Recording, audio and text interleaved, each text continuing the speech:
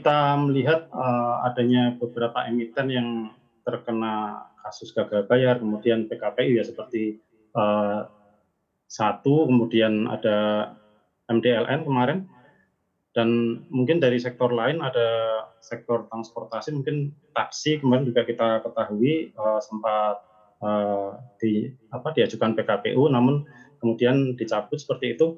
Dan ini kita melihat memang untuk investor perlu lebih selektif lagi ya dalam pemilihan saham dan pengambilan posisi. Walaupun memang kalau kita lihat saham-saham sektor properti mengalami penguatan, namun untuk posisi di saham-saham properti sebaiknya untuk posisi investasi sejauh ini mungkin masih saya lihat belum cukup menarik dan cukup berisiko, sehingga untuk investor disarankan untuk lebih berhati-hati seperti itu, atau lebih selektif lah istilahnya kalau kita melirik saham-saham sektor properti seperti itu.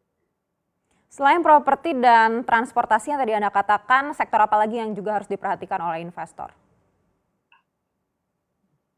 Kalau sektor yang di samping dua sektor yang mungkin ketika masa PSBB ini juga sangat terpengaruh ya, yaitu sektor properti dan juga transportasi. Untuk saham-saham yang masih bisa menahan laju IHSG atau penurunannya, mungkin bisa dicermati untuk saham-saham dari sektor infrastruktur dan kemudian sektor consumer goods. Ini adalah dua sektor yang cukup menarik untuk dilirik oleh investor. Lalu kalau untuk emiten properti yang masih punya likuiditas yang kuat, itu kira-kira apa yang bisa diperhatikan oleh investor?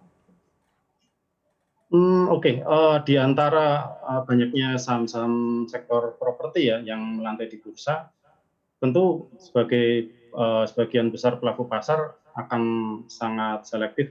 Dan kalau kita melihat dari saham-saham properti dengan nilai transaksi yang cukup besar, itu bisa diperhatikan adalah Sumarekon, dan kemudian ada CTRA, dan kemudian ada juga PSDE. Mungkin ketiga saham dari sektor properti ini cukup mewakili untuk pergerakan indeks secara sektoral ya, seperti itu.